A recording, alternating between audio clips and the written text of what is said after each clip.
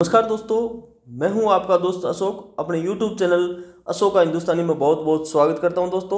दोस्तों हम पढ़ रहे हैं RPSC first grade first paper के बारे में। और इसमें जो दिल्ली सल्तनत का संबंध है मेवाड़, रणथंभौर, जालोर के साथ, उसका हम अध्ययन कर रहे हैं। इसके हम 3 पार्ट है वो पहले कवर कर चुके हैं। ये इसका अंतिम और चौथा पार्ट है मित्रों। यदि आपने नहीं देखा है तो आप जा करके देख सकते हो। हम पढ़ रहे हैं आरपीएससी ने जो पिछले एग्जाम्स के अंदर क्वेश्चंस पूछे हैं इस टॉपिक के ऊपर, किसी भी एग्जाम्स के अंदर, first grade, second grade, third grade, RAS, इनमें उन क्वेश्चंस को हम शामिल कर रहे हैं, व्याख्या सहित शामिल कर रहे हैं मित्रों। तो आगे बिना कुछ देरी के शुरुआत करते हैं अपन। आगे क्या है, दिल्ली सल्तनत से संबंध पर 50 विशिष्ट प्रश्न और है, उन पर चर्चा करेंगे। रणथंभौर आंतरिक और धार्मिक आयाम है, उस पर हम पहले प्रश्न देखते हैं। 151 नंबर प्रश्न है, हमीरदेव चौहान द्वारा शरणागत रक्षक की उपाधि धारण करने का उल्लेख किस जैन ग्रंथ में मिलता है? तो यह हमीर रामायण में मिलता है। यानी हमीरदेव चौहान ने क्या उपाधि धारण की थी? शरणगत रक्षक। क्या शरणगत रक्षक की उपाधि है, किस ग्रंथ में मिलती है? हमीर रामायण में मिलती है। तो हमीर रामायण नामक जैन ग्रंथ में हमीरदेव की वीरता और शरणागत मोहम्मद शाह को शरण देने के हठ का उल्लेख है। ये स्कूल लेक्चर 2014 में प्रश्न पूछा गया है मित्रों। आगे हमारा क्वेश्चन है कि हमीरदेव चौहान के किस पुत्र ने अलाउद्दीन खिलजी के कैद से भागकर रणथंभौर दुर्ग में पुनः स्वतंत्रता का संघर्ष शुरू किया था? तो ये विराट थे। क्या हमीरदेव चौहान के कौन सा पुत्र था जो अलाउद्दीन खिलजी की कैद से भाग गया और रणथंभौर में पुनः स्वतंत्रता शुरू कर दी? तो ये थे विराट। क्या थे हमीरदेव चौहान के पुत्र का नाम? विराट। हमीरदेव के पुत्र विराट ने रणथंभौर विजय के बाद अलाउद्दीन खिलजी के नियंत्रण के विरुद्ध संघर्ष जारी रखा था। ये आरएएस परी 2017 में प्रश्न पूछा गया मित्रों। मैं आगे सभी प्रश्नों को नहीं बताऊंगा कौन से एग्जाम में है, ये लिखा हुआ है, आप आराम से देख लेना, है ना। आगे चलते हैं। आगे हमारा क्वेश्चन है कि हमीरदेव चौहान द्वारा बनाया गया न्याय का महल किस नाम से प्रसिद्ध है? तो यह जेतर सिंह की छतरी। न्याय का महल क्या है? जेतर सिंह की छतरी है, जो 32 खंभों की छतरी है।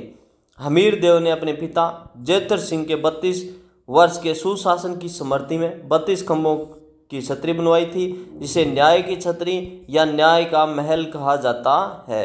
क्या इसे न्याय की छतरी कहो या न्याय का महल कहो, ये हमीरदेव चौहान ने अपने पिता जेतर सिंह की छतरी बनवाई थी 32 खंभों की, उसको कहा जाता है न्याय का महल या न्याय की छतरी। आगे हमारा क्वेश्चन है, जलालुद्दीन खिलजी ने रणथंभौर पर असफल आक्रमण के दौरान किस प्रसिद्ध मंदिर को नष्ट करने का प्रयास किया था? यानी रणथंभौर के कौन से मंदिर को नष्ट करने का प्रयास किया जलालुद्दीन खिलजी ने? तो ये है रणथंभौर दुर्ग स्थित जैन मंदिर। जलालुद्दीन खिलजी ने घेराबंदी के दौरान रणथंभौर दुर्ग स्थित जैन मंदिर को नष्ट करने का असफल प्रयास किया था। यह स्कूल लेक्चरर 2023 में पूछा गया है। आगे हमारा क्वेश्चन है कि हमीरदेव चौहान की रानी रंग देवी के जौहर का वर्णन किस फारसी इतिहासकार ने किया है? तो ये अमीर खुसरो ने किया है। यानी रंग देवी के जौहर का वर्णन फारसी इतिहासकार अमीर खुसरो ने किया है। अमीर खुसरो ने रणथंभौर विजय के दौरान जौहर की घटना को अपनी आंखों से देखा था और उसका वर्णन किया। ये आरएएस में पूछा गया है। आगे है, रणथंभौर के चौहान शासकों का वह शासक जिसने दिल्ली के तुर्कों को पराजित कर उनसे कर वसूल किया था। यानी रणथंभौर का कौन सा चौहान शासक था जिसने दिल्ली के तुर्कों को पराजित भी कर दिया, कर भी वसूल किया? बहुत बड़ी बात थी, जेतर सिंह। तो हमीर के पिता जेतर सिंह ने कुछ समय के लिए तुगलक शासकों को पराजित कर उनसे कर वसूल किया था। ये सेकंड ग्रेड 2020 में प्रश्न पूछा गया है। रणथंभौर के चौहान वंश में महाराजा धीराज की उपाधि धारण करने वाला पहला शासक कौन था? यानी चौहान वंश में रणथंभौर में पहला शासक जिसने महाराजा धीराज की उपाधि धारण की, तो ये थे वाघभट्ट। वाघभट्ट ने दिल्ली सल्तनत से स्वतंत्रता प्राप्त करने के बाद महाराजा धीराज की उपाधि धारण की थी। ये स्कूल लेक्चरर 2016 में पूछा गया था। हमीरदेव चौहान के दरबारी विद्वान जिन्होंने श्रृंगार हार नामक ग्रंथ की रचना की थी, तो ये थे सारंगधर। श्रृंगार हार किसने लिखा था? सारंगधर ने। सारंगधर ने श्रृंगार हार संभवतः हमीर रासो की भी रचना की थी। यानी एक और अमीर रासो है जिसकी भी रचना कहते हैं कि सारंगधर ने ही की थी, जबकि श्रृंगार हार की तो रचना सारंगधर ने की ही थी। आगे क्वेश्चन है कि रणथंभौर के किस शासक ने अश्वमेध यज्ञ किया था? तो यह हमीरदेव चौहान थे। रणथंभौर के हमीरदेव चौहान ने अपने विजय अभियान के बाद कौटिक यज्ञ के साथ अश्वमेध यज्ञ भी करवाया था। अलाउद्दीन खिलजी की सेना में शामिल मंगोल विद्रोहियों को शरण देने का उल्लेख हमीर के किस लेख में मिलता है? तो ये मिलता है रणथंभौर प्रशस्ति में। अलाउद्दीन खिलजी की सेना में शामिल मंगोल विद्रोहियों को शरण दी किसने? हमीरदेव ने। ये उल्लेख कहाँ मिलता है? ये रणथंभौर प्रशस्ति में मिलता है। तो रणथंभौर प्रशस्ति हमीरदेव की वीरता और मोहम्मद शाह को शरण देने के हठ का वर्णन करती है। आगे क्वेश्चन है कि हमीरदेव चौहान के समय रणथंभौर का दुर्ग जीतने के लिए जलालुद्दीन खिलजी ने कितने महीने तक घेराबंदी की थी? तो ये 7 महीने तक की थी जलालुद्दीन ने 7 महीने तक घेराबंदी की थी, लेकिन वह दुर्ग जीतने में असफल रहा था। हमीरदेव चौहान के गुरु जिन्होंने युद्ध नीति और धर्म का ज्ञान दिया था, तो ये थे राघव देव। हमीरदेव चौहान के गुरु कौन थे जिन्होंने युद्ध नीति और धर्म का ज्ञान दिया था? तो ये राघव देव थे। राघव देव हमीरदेव चौहान के आध्यात्मिक और धार्मिक गुरु थे। आध्यात्मिक और धार्मिक दोनों ही गुरु कौन थे? हमीरदेव चौहान के राघव देव थे। रणथंभौर की विजय के समय अलाउद्दीन खिलजी ने दुर्ग के द्वार पर किस हिंदू शासक की प्रतिमा स्थापित करवाई थी? हमीरदेव। रणथंभौर जीतने के बाद अलाउद्दीन ने दुर्ग के द्वार पर हिंदू शासक की प्रतिमा स्थापित करवाई दी थी, तो ये हमीरदेव। खिलजी ने विजय के बाद हमीरदेव की प्रतिमा को दुर्ग के द्वार पर अपमान स्वरूप स्थापित करवाया था। यह लेक्चरर 2018 में पूछा गया है। किस साहित्यकार ने रणथंभौर को भारतीय वीरों का शमशान कहा है? तो सूर्यमल मिश्र ने कहा है। यानी रणथंभौर को भारतीय वीरों का क्या कहा है? शमशान। सूर्यमल मिश्र शमशान। सूर्यमल मिश्र ने अपनी रचनाओं में रणथंभौर के वीरगति को प्राप्त हुए शासकों सैनिकों के कारण इसे भारतीय वीरों का शमशान कहा है। आगे है हमीरदेव चौहान ने किस चालुक्य शासक के विरुद्ध सैन्य अभियान किया था? तो यह किया था सारंगदेव के खिलाफ। हमीरदेव चौहान ने चालुक्य शासक के विरुद्ध सैन्य अभियान किया था, तो सारंगदेव। हमीरदेव ने चालुक्य शासक सारंगदेव के विरुद्ध सैन्य अभियान किया था। ये भी फर्स्ट ग्रेड 2023 में पूछा गया है। आगे है जालोर और मेवाड़ तुलनात्मक और प्रशासनिक तथ्य हैं, उनको शामिल किया गया है। यानी मेवाड़ के साथ जालोर के जो संबंध थे। जालोर के शासक कान्हड़ देव के दादा जिन्होंने नाडोल के चौहानों से जालोर को स्वतंत्र कराया था। यानी जालोर के शासक कान्हड़ देव के दादा, जालोर के तो शासक थे कान्हड़ देव के दादा थे जिन्होंने नाडोल के चौहानों से जालोर को स्वतंत्र कराया था। नाडोल के चौहानों से, तो ये उदय सिंह थे। कौन थे? कान्हड़ देव के दादा उदय सिंह, जिन्होंने क्या किया था? इन्होंने नाडोल के चौहानों से जालोर को स्वतंत्र करवाया था। जालोर किन के अधीन था? नाडोल के चौहानों के अधीन था। जो स्वतंत्र करवाया किसने? कान्हड़ देव के दादा उदय सिंह ने। तो उदय सिंह ने अपने शासनकाल में जालोर को नाडोल के नियंत्रण से मुक्त कराकर स्वतंत्र राज्य के रूप में स्थापित किया। यह लेक्चरर 2013 में पूछा गया है। जालोर के किस चौहान शासक ने गुजरात में भीम द्वितीय के साथ मित्रता स्थापित की थी? तो ये समर सिंह थे भी। यानी जालोर का चौहान शासक गुजरात के भीम द्वितीय के साथ मैत्री, तो ये समर सिंह ने गुजरात के चालुक्य शासक भीमदेव द्वितीय से मित्रता स्थापित की थी। आगे है जालोर दुर्ग की तोपखाना मस्जिद मूल रूप से किस चौहान शासक द्वारा निर्मित थी? तो जालोर दुर्ग के अंदर तोपखाना मस्जिद है, इसका मूल रूप निर्माण किसने करवाया था? तो कान्हड़ देव का जैन मंदिर था। ये जालोर दुर्ग की तोपखाना मस्जिद मूल रूप से किस चौहान शासक द्वारा निर्मित थी? कान्हड़ देव का जैन मंदिर था, जिसको बदल दिया गया, तोपखाना मस्जिद बना दी गई। तो तोपखाना मस्जिद मूल रूप से कान्हड़ देव या उनके पूर्वज द्वारा बनाया गया एक संस्कृत विद्यालय या जैन मंदिर था, जिसे खिलजी ने मस्जिद में बदल दिया था। आगे है सिवाना के साके 1308 के समय किले का विश्वासघाती कौन था? तो यह बावला या बावल था। बावला या बावल, सिवाना के साके। सिवाना का साका 1308 में हुआ था और वहाँ विश्वासघात किसने किया था? वहाँ किया था बावला या बावल ने, सिवाना में। तो सिवाना दुर्ग में बावला नामक व्यक्ति ने विश्वासघात कर अलाउद्दीन खिलजी की सेना को गुप्त रास्ते की जानकारी दी थी। ये लेक्चरर 2020 में पूछा गया। चित्तौड़ के प्रथम साके 1303 के बाद अलाउद्दीन खिलजी ने खिजर खां को चित्तौड़ का प्रशासक कितने वर्षों तक बनाए रखा था? 7 वर्ष तक। चित्तौड़ के प्रथम साके के बाद अलाउद्दीन खिलजी ने खिजर खां को चित्तौड़ का प्रशासक बनाए रखा 7 साल तक। तो खिजर खां लगभग 7 वर्ष 1303 से 1310 ईस्वी तक चित्तौड़ का प्रशासक रहा, जिसके बाद इसे मालदेव सोनगरा को सौंप दिया गया। आगे क्वेश्चन है कि मेवाड़ के राणा हमीर के समय तुगलक शासकों से संघर्ष का उल्लेख किस ग्रंथ में मिलता है? यानी जब मेवाड़ में राणा हमीर थे तब तुगलकों में कौन था? तो कीर्तिस्तंभ प्रशस्ति है। कीर्तिस्तंभ प्रशस्ति या रणकपूर प्रशस्ति भी कहते हैं, में राणा हमीर को विषम घाटी पंचानन कहकर तुगलकों शासकों से उनके संघर्ष का वर्णन मिलता है। यानी राणा हमीर ने तुगलक शासक थे दिल्ली सल्तनत में, उनसे भी संघर्ष किया था, ये जानकारी मिलती है कीर्तिस्तंभ प्रशस्ति में। आगे है चित्तौड़गढ़ में स्थित अलाउद्दीन खिलजी के मस्जिद, तारीखी मस्जिद का निर्माण किसने करवाया था? तो ये खिजर खां ने करवाया था। क्या? चित्तौड़गढ़ दुर्ग में अलाउद्दीन खिलजी की मस्जिद है, तारीखी मस्जिद भी कहते हैं उसको, तारीखी मस्जिद का निर्माण किसने करवाया था? तो खिजर खां ने करवाया था। चित्तौड़ विजय के बाद खिजर खां ने ही दुर्ग में अंदर तारीखी मस्जिद का निर्माण करवाया था। आगे है मेवाड़ में रावल उपाधि का अंतिम प्रयोग करने वाला कौन शासक था? तो रावल रतन सिंह था। रावल में रावल की उपाधि धारण करने वाला रावल रतन सिंह रावल शाखा के अंतिम शासक थे। उनके बाद राणा की उपाधि का प्रयोग किया गया। जालोर के किस चौहान शासक ने दिल्ली सल्तनत के विरुद्ध संघर्ष में मेवाड़ से गठबंधन किया था? तो ये कानड़ देव थे।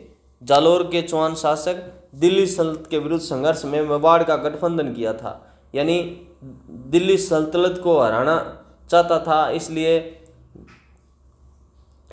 किसके साथ गठबंधन किया? मेवाड़ के साथ। किसने? जालोर के कानड़ देव ने। तो कानड़ देव ने अलाउद्दीन खिलजी के आक्रमण का विरोध करने के लिए मेवाड़ के शासकों से गठबंधन किया था। राणा हमीर सिसोदिया के शासनकाल में दिल्ली का सुल्तान कौन था? मोहम्मद बिन तुगलक था। राणा हमीर के समय दिल्ली का सुल्तान था मोहम्मद बिन तुगलक, MBT। राणा हमीर 1326 से 1364 ईस्वी में के समय मोहम्मद बिन तुगलक, जिसका टाइम पीरियड है 1325 से 1351, दिल्ली का सुल्तान था। ये स्कूल लेक्चरर 2016 में पूछा गया है मित्रों। आगे है दिल्ली सल्तनत के आक्रमणों के सामाजिक आर्थिक परिणाम। तो अलाउद्दीन खिलजी ने चित्तौड़गढ़ विजय के बाद वहाँ की जनता पर कौन सा कठोर कर लगाया था? चराई कर लगाया था। अलाउद्दीन ने चित्तौड़गढ़ में वहाँ की जनता पर कौन सा कर लगा दिया? चित्तौड़गढ़ में चराई कर। अलाउद्दीन खिलजी ने चित्तौड़गढ़ में लूटपाट के बाद चराई कर और गरी कर जैसे नए कठोर कर लगाए थे। आगे है रणथंभौर के साके के बाद अलाउद्दीन खिलजी ने किले में अंदर किसे सैनिकों का मुखिया नियुक्त किया था? तो ये मलिक काफूर है। कौन है? मलिक काफूर। यानी रणथंभौर के साके के बाद अलाउद्दीन खिलजी ने किले के अंदर सैनिकों का मुखिया बना दिया मलिक काफूर को। रणथंभौर में सैनिकों का मुखिया मलिक काफूर को। तो रणथंभौर विजय के बाद उलगू खां को प्रशासक और मलिक काफूर को सेना का मुखिया यानी सैनिक प्रमुख नियुक्त कर दिया था। अलाउद्दीन खिलजी के आक्रमणों के कारण जालोर और मेवाड़ में किस नए वर्ग का उदय हुआ था? जागीरदार वर्ग का, सामंत वर्ग का उदय हुआ था। यानी अलाउद्दीन ने जब जालोर और मेवाड़ पर आक्रमण किए तो नए वर्ग का उदय हुआ, जागीरदार वर्ग या सामंत वर्ग। आक्रमणों के कारण राजपूत सामंतों की शक्ति बढ़ी, जिन्होंने छोटे छोटे क्षेत्रों पर नियंत्रण स्थापित कर जागीरदार का वर्ग को मजबूत कर लिया। अब है भूताला के युद्ध 1227 ईस्वी में इल्तुतमिश की पराजय के बाद मेवाड़ के किस शासक ने तुर्कों के विरुद्ध प्रतिशोध की नीति अपनाई थी? तो ये जैतर सिंह थे। यानी भूताला के युद्ध 1227 ईस्वी में इल्तुतमिश की पराजय के बाद मेवाड़ के किस शासक ने तुर्कों के विरुद्ध प्रतिशोध की नीति अपनाई? जेतर सिंह था। भूताला के युद्ध 1227 के बाद तो जेतर सिंह ने पराजित तुर्क सेना का पीछा किया और प्रतिशोध की नीति अपनाई, जिसका उल्लेख जय सिंह सूरी के ग्रंथ में मिलता है। रणथंबोर के चौहान शासकों का वह शासक जिसने दिल्ली सल्तनत के साथ वैवाहिक संबंध स्थापित किए थे, तो ये जेतर सिंह ही थे। जेतर सिंह ने दिल्ली सल्तनत के संधि के तहत वैवाहिक संबंध स्थापित किया था।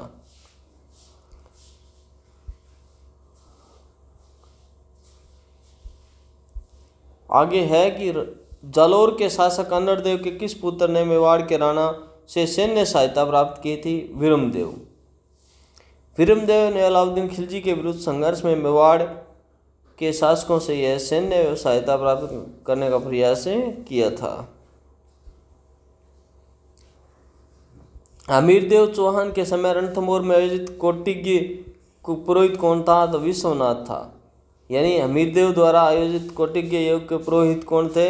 हमीरदेव विश्वनाथ थे। जालोर और रणथंबोर के संघर्षों के बाद दिल्ली सल्तनत ने राजस्थान में अपनी प्रशासनिक व्यवस्था को मजबूत करने के लिए क्या किया? स्थायी मुस्लिम किलेदार नियुक्त कर दिए। इन संघर्षों के बाद स्थायी मुस्लिम किलेदार जैसे खिजर खां या कमालुद्दीन गुर्ग नियुक्त किए ताकि नियंत्रण मजबूत हो। मेवाड़ के राणा हमीर ने मालदेव सोनगरा को पराजित करने के लिए किस नीति का प्रयोग किया था? तो कूटनीति का। मालदेव की पुत्री से विवाह करके राणा हमीर ने मालदेव सोनगरा को पराजित करने के लिए कूटनीति का प्रयोग किया, जिसमें मालदेव की पुत्री से वैवाहिक संबंध भी शामिल है। अलाउद्दीन खिलजी ने रणथंबोर दुर्ग जीतने के बाद तुर्कों का किला कहा था? तो जाइन दुर्ग या जाई दुर्ग को। जाइन दुर्ग पर आसानी से कब्जा करने के बाद अमीर खुसरो से तुर्कों का किला कहा था। किस शासक ने मेवाड़ में अचलेश्वर की उपाधि का प्रयोग किया था? तो राणा कुंभा थे। अचलेश्वर की उपाधि राणा कुंभा। तो राणा कुंभा ने दिल्ली से संघर्ष के बाद कई उपाधियां धारण की थी, जिनमें अचलेश्वर भी शामिल है। जालोर के कानड़देव ने किस सुल्तान के समय दिल्ली सल्तनत से संधि की थी जो बाद में टूट गई? तो ये अलाउद्दीन खिलजी थे। जालोर के कानड़देव से संधि की थी इन्होंने। 1305 में कानड़देव ने अलाउद्दीन खिलजी से संधि की, जिसके बाद कानड़देव ने तोड़ दिया। 1311 में अंतिम आक्रमण हुआ था।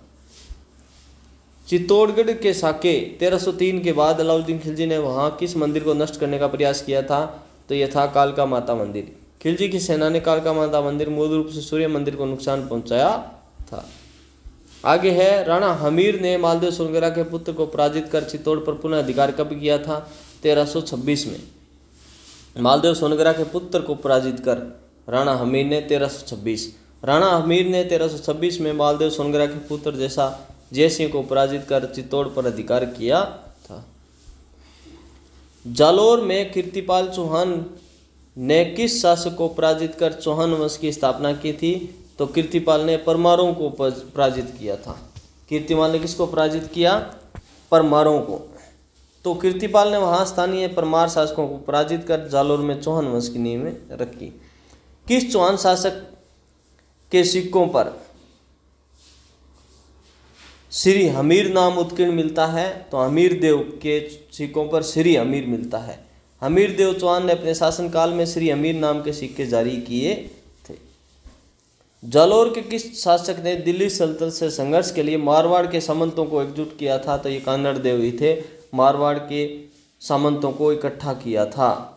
कानड़देव ने अपनी अलाउद्दीन खिलजी से लड़ने के लिए मारवाड़, जालोर, सिवाना, नाडल के सामंतों को एकजुट करने का प्रयास किया था। किस इतिहासकार ने हमीरदेव चौहान की तुलना रणथंबोर के सिंह से की है? तो नैनचंद्र सूरी ने हमीरदेव चौहान की तुलना रणथंबोर के सिंह से की है। तो यह नैनचंद्र सूरी है। नैनचंद्र सूरी ने हमीर महाकाव्य में हमीर को रणथंबोर का सिंह कहा है। हमीर महाकाव्य में नैनचंद्र सूरी ने रणथंबोर का सिंह है। मेवाड़ के किस शासक ने बप्पा रावल की उपाधि धारण की इल्तुतमिश को चुनौती दी थी? तो ये जेतर सिंह थे। जेतर सिंह इल्तुतमिश के समकालीन थे। उन्होंने बापा रावल की परंपरा का महान उत्तराधिकारी माना जाता है। जालोर के साके 1311 के बाद अलाउद्दीन खिलजी ने जालोर के मंदिर और मूर्तियों को नष्ट कर दिया था। यह उल्लेख किस ग्रंथ में मिलता है? तारीख अलाई में मिलता है। तो अमीर खुसरो द्वारा रचित तारीख अलाई या खजाइनुल फतह मूर्तियों को नष्ट करने का उल्लेख मिलता है। अलाउद्दीन खिलजी द्वारा रणथंभौर दुर्ग पर आक्रमण के समय दिल्ली के किस प्रसिद्ध सूफी संत ने खिलजी को आशीर्वाद दिया था? तो यह निजामुद्दीन औलिया ने दिया था। निजामुद्दीन औलिया अलाउद्दीन खिलजी के समकालीन रणथंभौर विजय के बाद खिलजी को आशीर्वाद में दिया गया था। आगे है मीरदेव चौहान के समय रणथंभौर पर अलाउद्दीन खिलजी द्वारा घेराबंदी में किस युद्ध मंत्र यंत्र मंजरी का प्रयोग किया गया था? तो अरदा। अलाउद्दीन खिलजी ने रणथंभौर की दुर्गम दीवारों को तोड़ने के लिए अरदा अलाउद्दीन बड़े पत्थरों को फेंकने वाला यंत्र का प्रयोग किया था। आगे है कि किस शासक के समय मेवाड़ के शासकों ने गुहिल सुसेदिया वंश की उपाधि का प्रयोग किया? राणा हमीर। तो राणा हमीर ने चित्तौड़गढ़ पर पुनः अधिकार करने के बाद सिसोदिया उपाधि का प्रयोग शुरू किया। अलाउद्दीन खिलजी ने रणथंभौर, चित्तौड़, जालोर के किलों को जीतने के बाद किस नीति का पालन किया था? भय और आतंक की नीति का। भय और आतंक की नीति का। खिलजी ने इन किलों को जीतने के बाद भय और आतंक की नीति अपनाई, जिसमें नाम बदलना, नरसंहार करना, धार्मिक स्थलों को नष्ट करना शामिल था। School lecturer 2019। आगे है जालोर में मालदेव सोनगरा द्वारा चौहानों की सत्ता स्थापित करने के बाद किस शासक ने मालदेव के पुत्र वीरमदेव को पराजित किया था? तो अलाउद्दीन खिलजी थे। जालोर पर आक्रमण के समय अलाउद्दीन खिलजी ने ही वीरमदेव को पराजित किया, जिसके बाद वह वीरमदेव ने आत्महत्या कर ली थी। तो मित्रों, इस प्रकार हमारा यह टॉपिक यहाँ पर कंप्लीट होता है। मुझे नहीं लगता कि इससे बाहर कुछ आने वाला है। यदि आपको मेरे द्वारा पढ़ाया गया अच्छा लगता है तो प्लीज़ दोस्तों चैनल को सब्सक्राइब करो, लाइक करो और कोई सुझाव तो कमेंट करो। अपने दोस्तों के साथ वीडियो शेयर करो, जिससे कि आगे बढ़ पाए और हमारा हौसला बढ़ पाए। ओके, थैंक यू दोस्तों।